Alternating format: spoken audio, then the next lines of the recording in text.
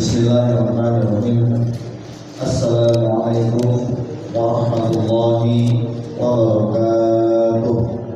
Waalaikumsalam warahmatullahi wabarakatuh. Alhamdulillahirabbil alamin wa bihi nasta'in ala umuri dunya waddin. Wassalatu wassalamu ala asrofil anbiya'i wal mursalin sayyidina wa habibina wa maulana Muhammadin sallallahu alaihi wa wasallam. ala alihi wa ashabihi ajma'in. Amma ba'du.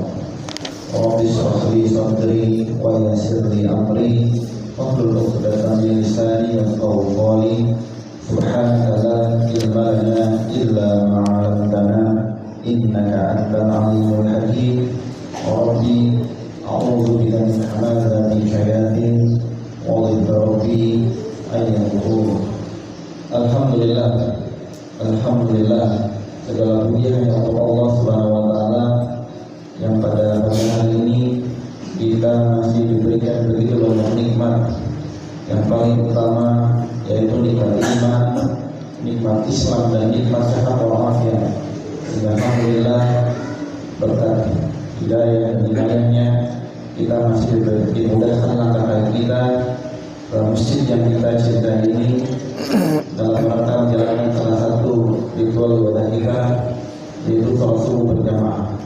Mudah-mudahan setiap langkah kaki kita membuat satu diampuni segala dosa kita. Amin ya rabbal alamin. Amin ya rabbal alamin.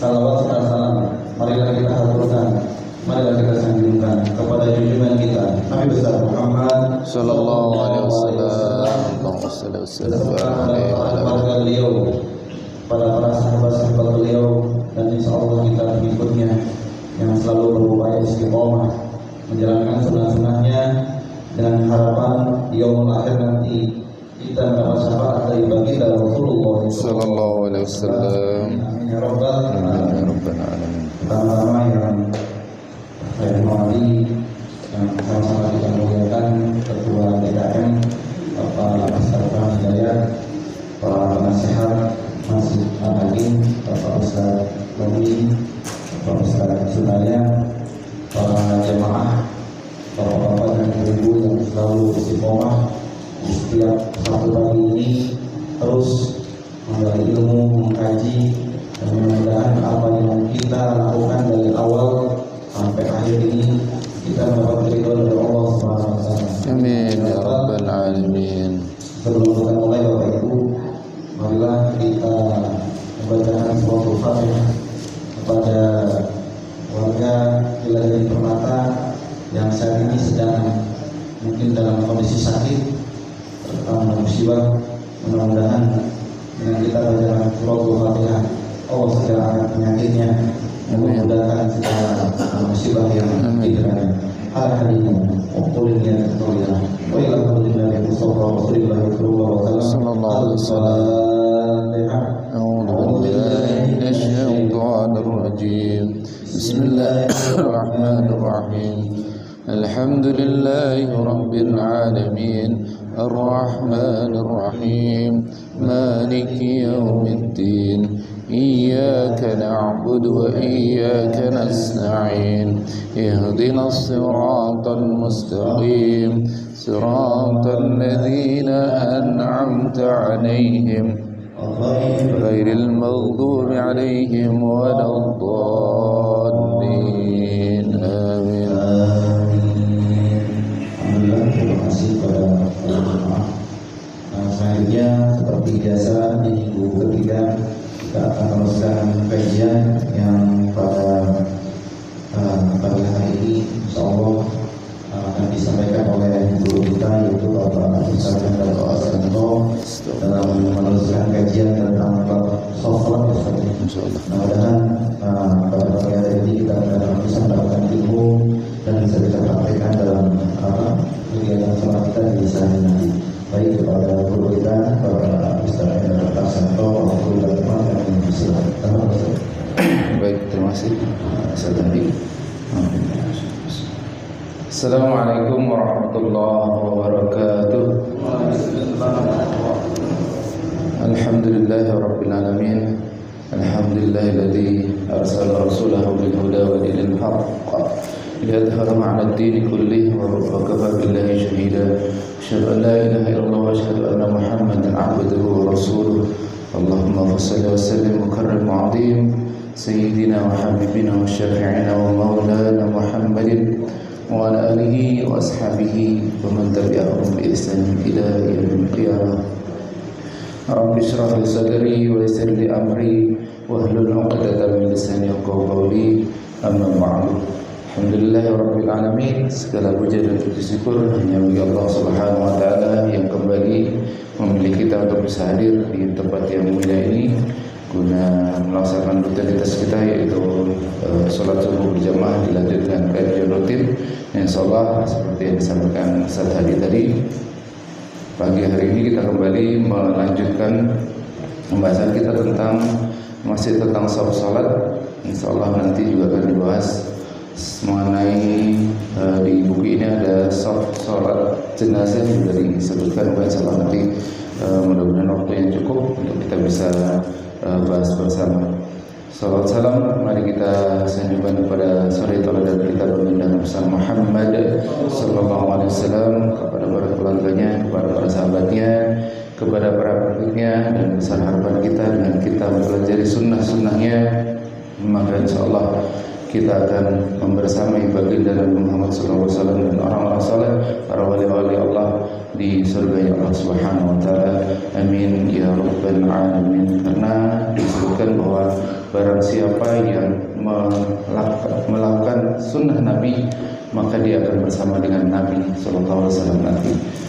Maka mudah-mudahan dengan kita memperbanyak mempelajari sunnah-sunnah yang diajarkan beliau, mengamalkannya, kelak kita akan membersamai beliau di surga Allah Subhanahu wa taala. Amin ya rabbal alamin. Baik, sebelum kita masuk ke pembahasan, mari kita membacakan surah Al-Fatihah kepada penyusun kitab ini, guru kami Ustaz Ahmad Nurridho, dan juga kepada guru-guru beliau, dan juga kepada para sahabat Nabi, kepada Rasulullah sallallahu alaihi wasallam. Ada hadihnya Waalaikumsalam sallallahu alaihi wasallam wa khususan sallallahu al-Fatihah. A'udzu billahi minasy syaithanir rajim. Bismillahir rahmanir rahim. Alhamdulillahi rabbil alamin. Ar-rahmanir rahim. Maliki yaumiddin. Iyyaka na'budu wa iyyaka nasta'in. Ihdinas siratal mustaqim. Siratal ladzina an'amta 'alaihim ghairil maghdubi 'alaihim waladdallin. Amin. Baik, alhamdulillah di bulan yang lalu kita sudah sampai di kenapa kita bisa mendapatkan kelebihan 25 derajat atau 27 derajat kita bersolat berjamaah di masjid. 25 derajat ketika kita sholat di siang hari yang bacaannya syir atau pelan. 27 derajat kita dapatkan ketika kita sholat di malam hari maghrib dan isya juga subuh, di mana bacaan itu bacaan jahar, dan kita salah satunya adalah mengaminkan bacaan Fatihah dari imam. Tapi mungkin ini agak saya skip dulu, mungkin nanti kita bahas di akhir saja kalau kita sudah selesai bacaan mengenai salat. Kemudian kita mulai dengan pembahasan tentang ketika datang di masjid ketika kita si imam sudah rukuk, apakah itu sudah masuk di termasuk dalam kita mengikuti di rakaat tersebut atau tidak, atau kita harus menambahkan. Maka ketika kita mendapati imam rukuk dan kita masih mendapati rukuk itu sempurna, artinya imam itu masih rukuk dan kita juga ikut rukuk, maka itu masih dihitung kita mengikuti di rakaat tersebut. Dalam mazhab Imam Syafi'i disebutkan seperti itu. Tapi bagaimana ketika kita datang si imam itu rukuk, kemudian kita baru mau ruku, si imam ternyata sudah berdiri, sami'allahu liman hamidah, maka itu dihitung adalah mazhab Imam Syafi'i, kita tidak mendapatkan rakaat tersebut. Jadi kita wajib menambahkan. Misalnya kita datang di rakaat kedua, si imam itu sudah berada di dalam kondisi ruku dan kita datang, kita berdiri, kemudian kita ruku, tapi si imam itu sudah berdiri, kita tidak menambahkan ruku bersama dengan imam, maka itu dianggap tidak mendapatkan rakaat di rakaat tersebut. Kemudian dalam bab ini dulu sahabat Rasulullah SAW ini, saya mohon maaf, saya dulu menyampaikan bahwa sahabat ini Abu Bakar, ternyata salah membaca Abu Bakar, ternyata bukan Abu Bakar. Jadi dulu sahabat Abu Bakar datang ketika Nabi SAW sudah ruku, kemudian dia mengakalinya agar dapat rakaat tersebut dengan beliau ruku di deretan belakang. Jadi tidak masuk ke saf salat, tapi beliau ruku dulu di belakang agar dapat rakaat tersebut. Kemudian pelan-pelan beliau ke depan mengikuti masuk ke dalam saf salat. Kemudian setelah salat, Nabi SAW mengingatkan kepada beliau dari Abu Bakar bahwa dia sampai ke masjid Nabi saat Nabi SAW sedang ruku, maka dia pun ikut ruku di hadapan pintu masjid atau di saf paling belakang. Ini di hadapan pintu masjid. Kemudian sampai saf salat. Lalu maksudnya beliau pelan-pelan masuk ke saf salat. Kemudian Nabi SAW memperingatkan beliau setelah selesai sholat. Nabi SAW ini adalah salah satu mukjizat yang dimiliki oleh Nabi SAW. Walaupun beliau imam, tapi beliau tidak melihat jamaah, tapi beliau bisa melihat, beliau bisa mengetahui bagaimana kondisi jamaah, para sahabat yang berjamaah di belakangnya menjadi makmum. Kemudian setelah itu beliau menegur Abu Bakar, semoga Allah selalu menambahkan semangatmu, dan namun kejadian ini jangan lagi kau ulangi lagi. Artinya tidak boleh seperti itu kita mengakali agar mendapatkan, walaupun sah secara fikih sah ya, kita berjalan ke depan itu pelan-pelan selama tidak tiga kali gerakan yang membatalkan sholat itu tidak kita lakukan sebenarnya, tapi ini dilarang oleh Nabi SAW. Maka ini ketika kita ruku, mendapatkan ruku sempurna bersama dengan imam, maka kita masih dianggap mendapatkan rakaat tersebut. Kemudian yang selanjutnya adalah perkara makruh yang menghilangkan pahala berjamaah. Ini yang banyak sekali sering kita dapati dan juga sering mungkin kita juga tidak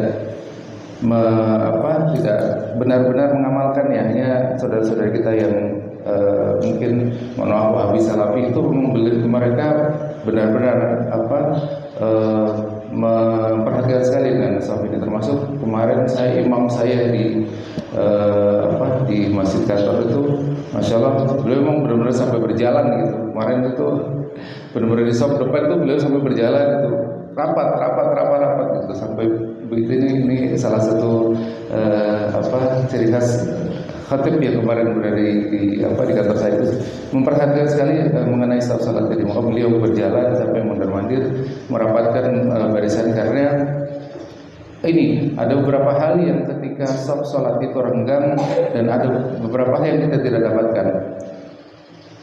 Yaitu yang pertama adalah yang tidak menghilangkan pahala berjamaah tadi. Hal terburuknya itu ketika sholat kita renggang itu kita tidak dapat mendapatkan pahala berjamaah. Itu ya, saf yang pertama adalah saf tidak lurus dan renggang. Ini akan menghilangkan pahala berjamaah. Kemudian pergerakan makmum yang bersamaan dengan gerakan imamnya, misalnya ruku dan sujud bersama dengan imamnya. Maksudnya apa?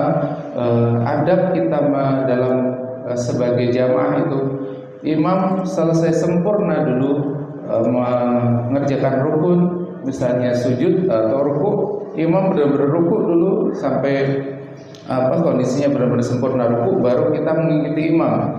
Kadang-kadang banyak juga yang baru Allah, atau malah ada yang baru selesai surat, mentang-mentang kita sudah tahu suratnya, kita sudah membuka tangan kita mau rukuk, padahal itu belum adabnya, dan juga itu bisa menghilangkan pahala kita sholat berjamaah. Adabnya adalah sebagai seorang makmum, imam itu sempurna dalam mengerjakan rukun, baru kita mengikuti. Jangan misalnya sujud juga sama, Allah, si imam baru setengah, kita sudah mengikuti. Itu kurang tepat seperti itu. Walaupun tidak membatalkan sholatnya, tapi sekali lagi ada yang berpendapat ini menghilangkan pahala sholat berjamaah kita. Jadi si imam sempurna dulu dalam melakukan gerakan, baru kita mengikuti. Kemudian yang selanjutnya adalah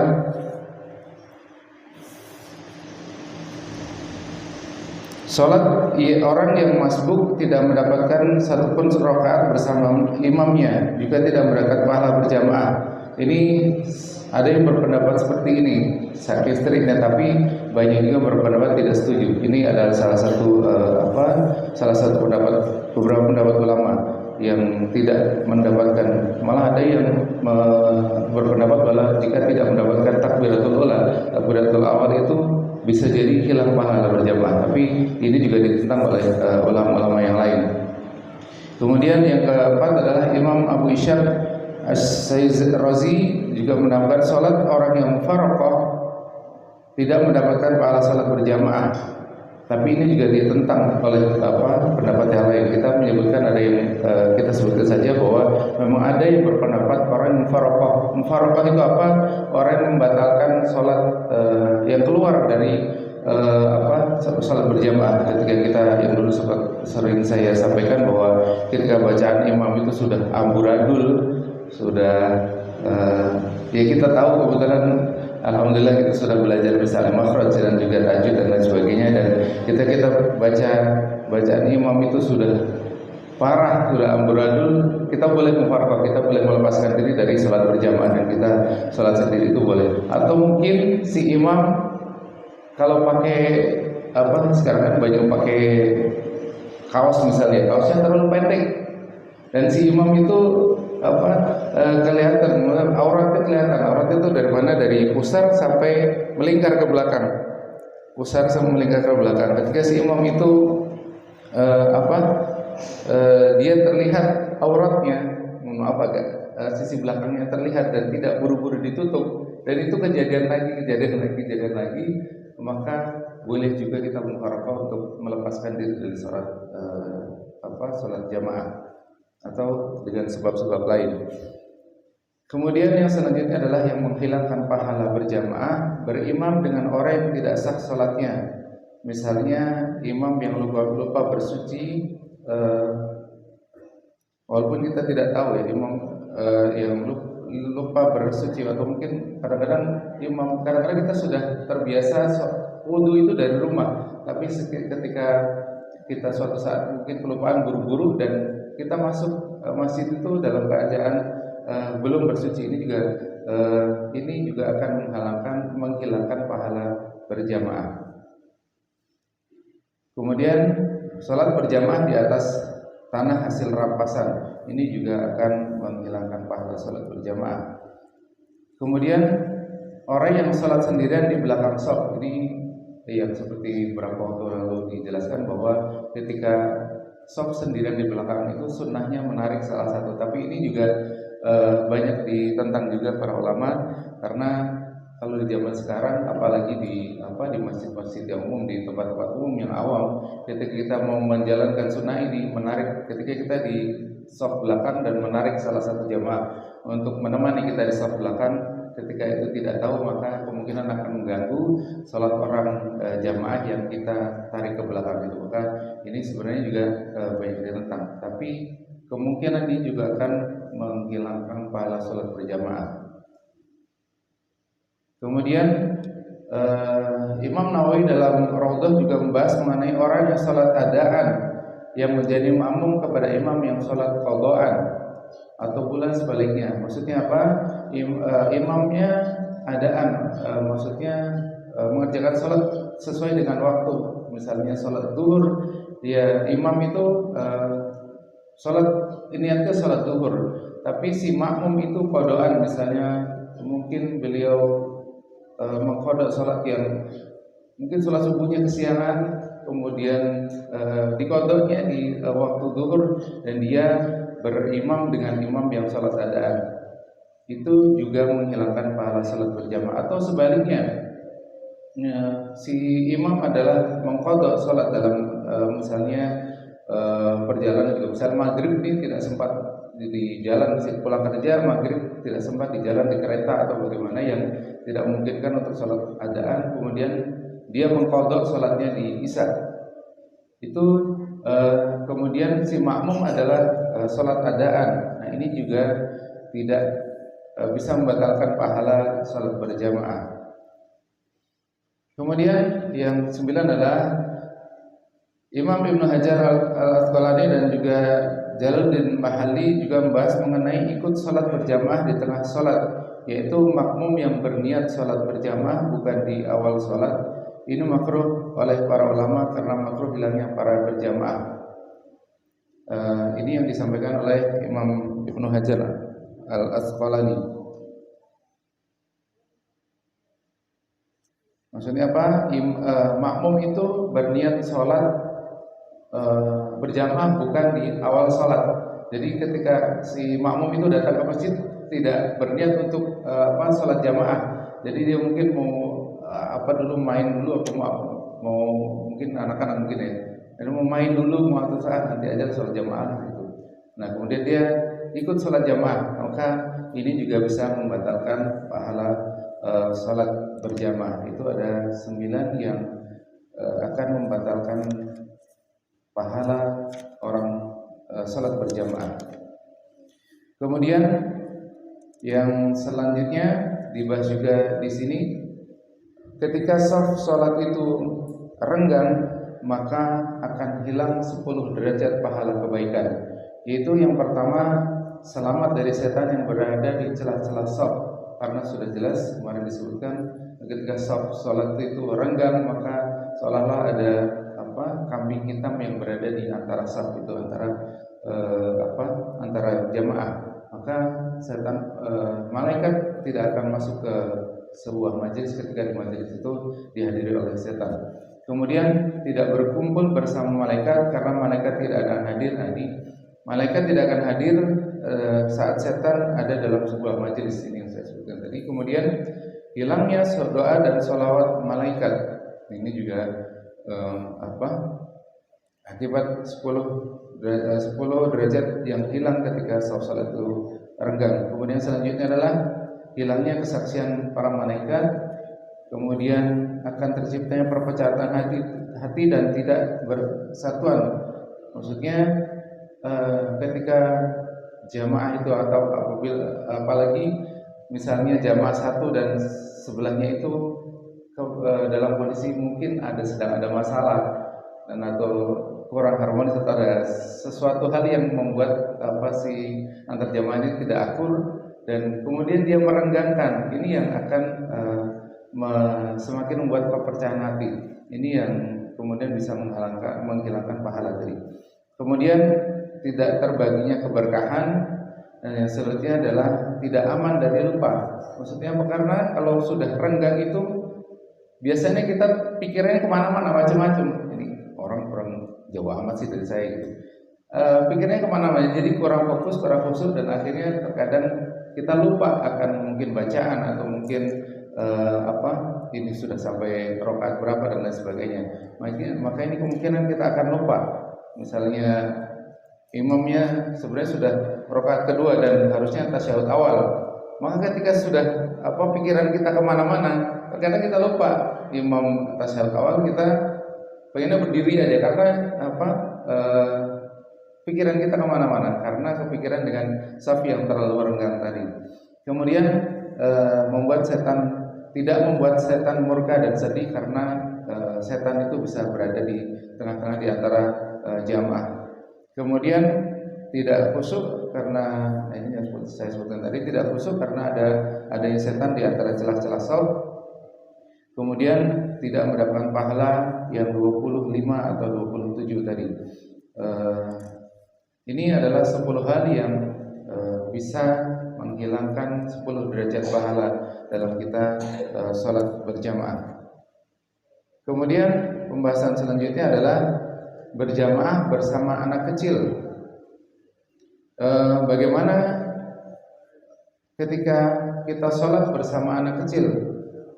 Di sini disebutkan bahwa anak yang kecil yang sudah berakal atau mumayyiz sekalipun sebelum balik dan shafnya berdiri di berdekatan imam sebelah kanan ini adalah tetap sah, tetap kita mendapatkan pahala salat berjamaah.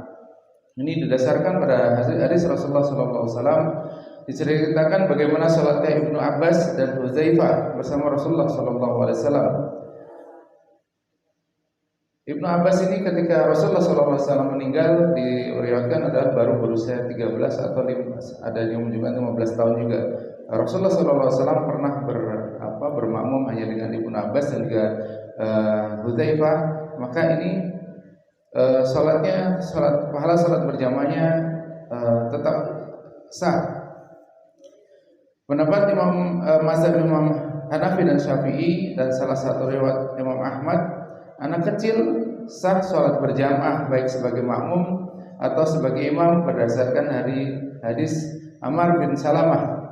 Ini anak kecil sebenarnya sah menjadi imam, apalagi kalau anak kecil itu sudah hafiz, sudah lebih banyak hafalannya dari kita, lebih bacaan juga lebih baik dari kita, maka sah menjadi imam. Berdasarkan hadis Ammar bin Salamah yang menjadi imam pada waktu itu umur beliau baru sekitar 6 atau 7 tahun, maka ini adalah sah si anak kecil tersebut menjadi imam. Kemudian pembahasan selanjutnya adalah berniat sholat berjamaah tapi sendirian. Maksudnya apa? Ketika orang datang ke masjid tapi didapati masjid itu sudah selesai sholat jamaahnya, ternyata si imam sudah selesai sholat jamaahnya dan juga si makmum itu kebetulan tidak ada yang masbuk. Jadi si makmum juga sudah selesai semua sholat jamaahnya. Ketika dia memang sudah berniat sholat jamaah di masjid, apalagi sudah terbiasa sholat di masjid, maka beliau tetap mendapatkan pahala sholat berjamaah. Kemudian yang selanjutnya adalah ini mengenai aturan susunan shaf sholat. Mungkin ini nanti saya minta ada di sini, kakak di sini berdiri di sini untuk mempraktekkan biar lebih jelas ya. Yang pertama adalah shaf bersama jamaah laki-laki lebih dari satu. Maka bagaimana aturannya?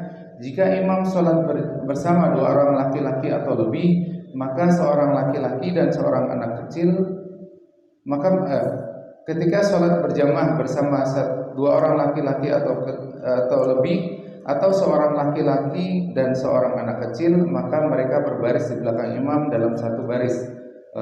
Ketika ada anak kecil dan juga orang dewasa, maka barisannya adalah di belakang imam. Kemudian ketika shaf berjamaah laki-laki dan perempuan, ini bagaimana aturan shafnya? Apabila ada 2 orang makmum laki-laki atau lebih dan seorang makmum perempuan atau lebih, maka kedua laki-laki itu berbaris di belakang imam dan perempuan di belakang mereka. Artinya apa? Jadi imam makmum laki-laki, baru belakangnya makmum perempuan. Mungkin ini sudah biasa, kita sudah paham semuanya.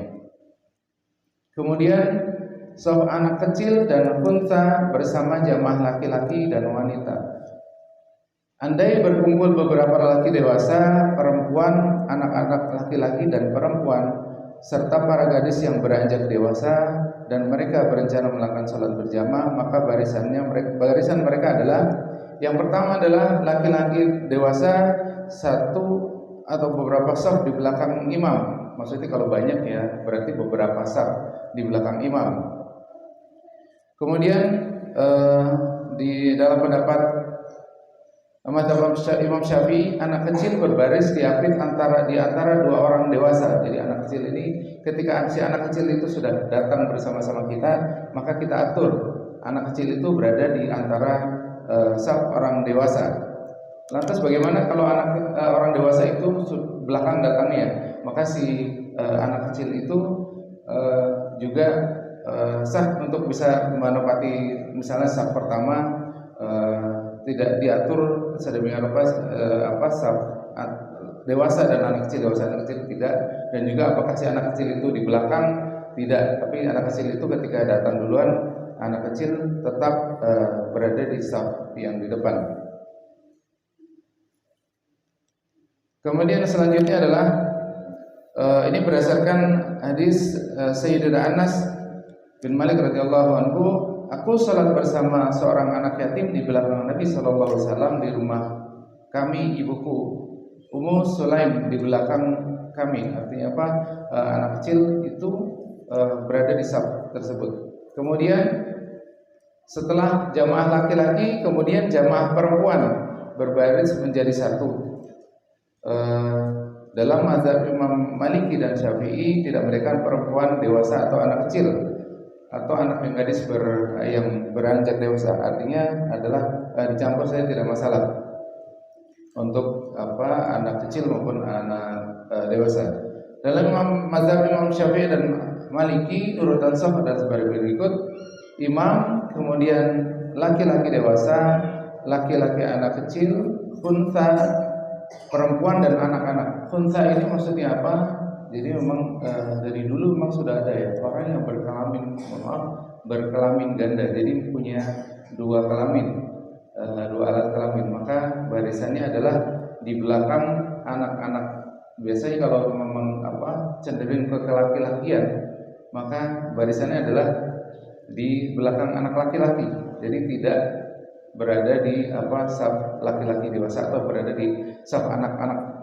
Itu safnya di belakang. Tapi bagaimana kalau yang seperti sekarang ini hanya menyerupai atau ya sudah banyak sekali lah yang sekarang ini. Mungkin itu juga menjadi tren. Malah kadang di Trans TV itu kalau pagi jam 8, karena kalau saya di kantor itu kan saya mesti ngecek channel Indovision dan lain sebagainya itu ya. Itu acara itu ya Allah ya Rob, hostnya itu yang laki-laki yang menyerupai perempuan semua. Naudzubillah min dzalik. Dikumpulkan jadi satu, dan itu sudah bertahun-tahun itu acara tersebut, dan itu menjadi tren, dan naudzubillah min dzalik ketika itu ditonton oleh anak-anak dan menjadi contoh bagi anak-anak generasi kita yang mulai mencontoh seperti itu. Naudzubillah min dzalik. Kalau yang yang seperti itu, laki-laki yang menyerupai perempuan atau benjok lah itu tetap safnya tetap berada di saf laki-laki dewasa.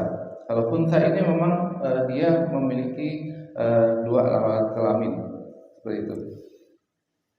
Kemudian saf anak kecil terpisah dari saf lelaki dewasa apabila ini lelaki dewasa yang sudah sebutkan tadi, lelaki dewasa sudah datang semua, sudah bisa berada di depan, kemudian saf anak kecil terpisah menjadi anak kecil. Tapi ketika orang dewasa yang datang belakangan, maka jangan juga dikosongkan di depan. Oh, di depan itu dewasa semua, cuma dikosongkan di depan, itu kurang tepat juga. Jadi sesuai dengan kondisi siapa yang datang duluan, seperti itu. Kemudian ini kalau menurut mazhab yang lain tadi, menurut mazhab Imam Syafi'i dan Imam Maliki adalah imam laki-laki dewasa, laki-laki anak kecil, khunsa, dan juga perempuan dan anak-anak perempuan dan anak-anak jadi satu.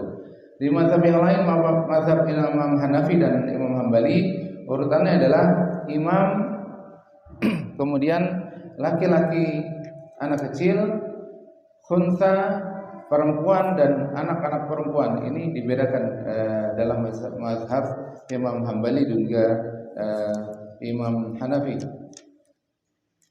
Saf anak-anak perempuan adalah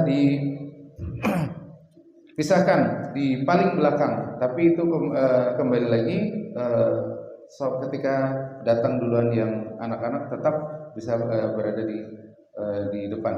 Kemudian yang saf jamaah perempuan, ini bagaimana jamaah perempuan? Ini juga banyak salah kaprah. Imam perempuan biasanya seperti imam laki-laki berada di depan, di depan. Yang tepat adalah ketika saf jamaah perempuan dan imamnya juga perempuan, maka safnya sejajar. Saf pertama dan imam itu sejajar atau maju sedikit saja, jangan terlalu maju satu saf, hanya maju sedikit saja. Tujuannya apa? Tujuannya untuk melindungi si imam itu karena perempuan semua, mungkin ada hal yang membahayakan dan lain sebagainya. Maka salah satu tujuannya adalah hanya maju sedikit atau sejajar dengan yang lain adalah melindungi imam perempuan tersebut. Kemudian shaf makmum satu orang. Ketika makmum itu hanya satu orang, mungkin Akmal dan Rafa boleh bisa ke depan praktekkan. Ayo biar atau Mas Aska. Ayo bertiga atau berempat kita praktekkan bagaimana ketika satu jamaah itu hanya satu orang, kita atau dua orang dan tiga orang bagaimana? Ayo Mas Akmal, ayo. Mesti bapaknya yang narik ini. Ayo.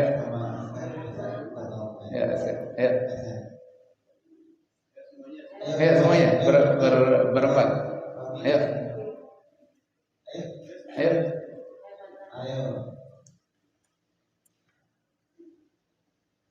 sini.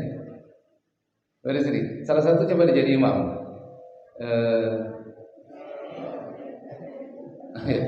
Enggak ada gerak ini aja posisi saja, enggak ada bacaan, enggak ada apa. Ini yang soft satu makmum dulu. Nah, Aska dulu. Nah, posisinya di mana? Posisinya di belakangnya, di belakang Akmal sedikit saja. Jadi bukan di belakang itu. Mau dipraktekkan ya. Sebelah kanan sedikit saja posisinya. Nah, seperti itu. Ketika bermakmum dengan satu makmum, baik itu anak kecil ataupun dewasa, posisi makmumnya adalah seperti ini. Kemudian bagaimana ketika makmum kedua datang? Ya boleh, Fadlan. Ada yang menyebutkan di sebelah kanannya, sebelah kirinya imam. Ada yang menyebutkan bisa seperti ini karena nanti dalilnya ada. Kemudian ketika datang yang ketiga itu menarik keduanya ke belakang. Iya, keduanya ke belakang. Iya. Tapi yang lebih afdal ini juga boleh seperti ini. Kemudian coba satu lagi, hanya satu. Aska saja, satu aja. Nah. Ya, tetap di depan ya. Nah, seperti yang kebiasaannya, kemudian yang lain mundur dulu. Ya. Kemudian makmum kedua datang. Nah, ini yang seperti kita banyak amalkan adalah memberi isyarat kepada jamaah pertama untuk mundur. Nah, ya, dicolek sedikit saja. Ya, seperti itu. Kemudian, ya, posisikan si imam itu berada di tengah-tengah jamaah. Jamaah artinya yang kedua itu agak biar si imam itu berada di tengah-tengah gitu posisinya. Seperti itu. Ngambil posisinya si jamaah kedua itu berarti agak ke kiri biar si imam itu bisa pas di tengah-tengah seperti itu. Kemudian jamaah ketiga datang berada di sebelah kanannya. Kemudian sebelah kirinya begitu seterusnya. Ini ketika salat berjamaah ada yang masbuk. Kemudian bagaimana ketika si jamaah yang satu dulu kayak tadi satu di depan ya. Kemudian yang makmum kedua itu mengambil di sebelah kanannya. Bagaimana kalau seperti ini? Nah, ketika ini juga kadang sering terjadi ya. Nah, sunnahnya itu imam itu berada di tengah-tengah jamaah. Maka disunahkan juga ketika ditunggu beberapa saat si makmum tidak mundur, maka jika masih memungkinkan, kalau di sini udah nggak mungkin ya di depan, maka si imam itu yang maju ke depan, mengambil si imam maju ke depan sampai ke yang maju lagi berarti. Nah, di tengah-tengahnya makmum seperti itu. Sunnah untuk si imam berada di tengah-tengahnya makmum. Maka ketika terjadi seperti itu, makmum kedua mengambil yang sebelah kanannya, maka si imamlah yang ketika ditunggu beberapa saat tidak mundur, si imamnya yang maju seperti itu. Ya, terima kasih. Mungkin nanti ketika ada yang dipraktekkan lagi,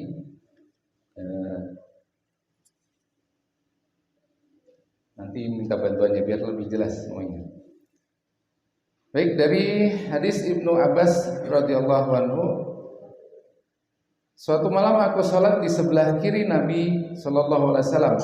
Beliau menarik tanganku atau lenganku sampai akhirnya menempatkanku di sebelah kanannya. Maka ini sunnahnya adalah sebelah kanannya dulu terlebih dahulu ketika kita bermakmum dan satu orang. Dulu Ibnu Abbas berdiri di sebelah kirinya Rasulullah, maka Rasulullah pun mengambil bahunya untuk meletakkannya di sebelah kanan. Kemudian bagaimana jika makmumnya adalah perempuan? Maka perempuan mengambil posisi di belakangnya, bukan di sebelah kanannya, di belakang si imam.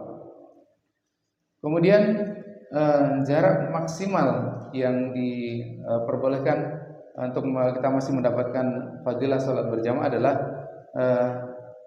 3 hasta atau seukuran berdiri di belakang imam. Ketika si makmum itu terlalu jauh, misalnya mengambilnya dua saf di belakang imam, seukuran 2 saf itu, maka disebutkan bahwa fadilah salat berjamaah itu akan hilang.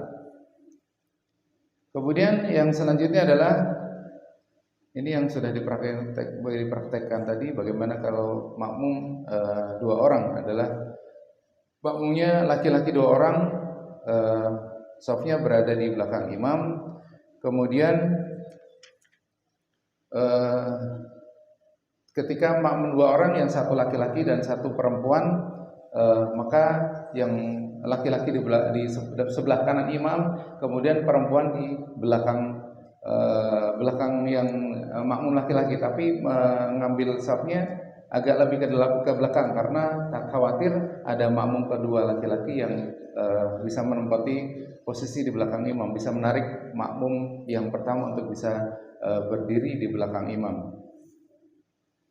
Kemudian yang selanjutnya adalah memposisikan imam tepat di tengah makmum. Ini dalam hadis disebutkan, posisikan imam di bagian tengah kalian serta tutuplah celah-celah saf. Ini hadis riwayat Imam Abu Daud dari Abu Hurairah radhiyallahu anhu. Ini sunnahnya kenapa tadi ketika si makmum itu misalnya mengambil di kanannya imam dan tidak juga mundur, maka sunnah juga bagi si imam untuk maju ke depan mengambil posisi di tengah-tengah. Tapi kembali yang lebih afdal adalah yang praktek kedua tadi, menarik si makmum pertama untuk bisa mundur ke belakang. Dan bagaimana ketika dulu ada di tempat kami juga sudah dikasih kode, dicolek si makmum pertama itu, tapi tidak mundur-mundur. Boleh nggak kita menarik? Kita boleh menariknya, tarik aja. Tapi waktu itu yang narik juga masya Allah terlalu semangat. Jadi saya mau jatuh sih makmum itu, astagfirullah. Saking semangatnya mengamalkan sunnah mungkin ya. Jadi sudah dikasih dicolek, tapi nggak mundur-mundur juga. Maka ada salah satu yang menarik. Nah, boleh seperti itu, ditarik saja, ditarik mundur untuk mengamalkan sunnah tersebut. 5.50 masih ada beberapa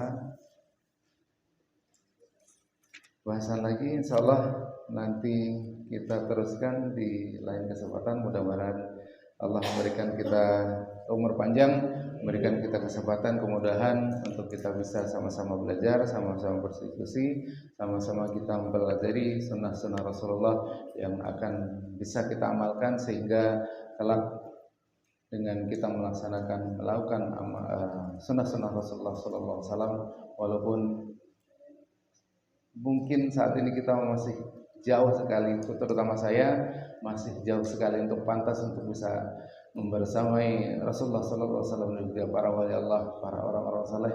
Tapi mudah-mudahan dengan rahmat dan rahim Allah Subhanahu wa taala, dengan kita terus belajar, kita terus memperbaiki diri, kita terus mempelajari sunnah Rasulullah SAW, Allah Subhanahu wa taala bersedia untuk mengumpulkan kita bersama Nabi Muhammad SAW, bersama para nabi, bersama para orang saleh wali-wali Allah di surga Allah Subhanahu wa taala.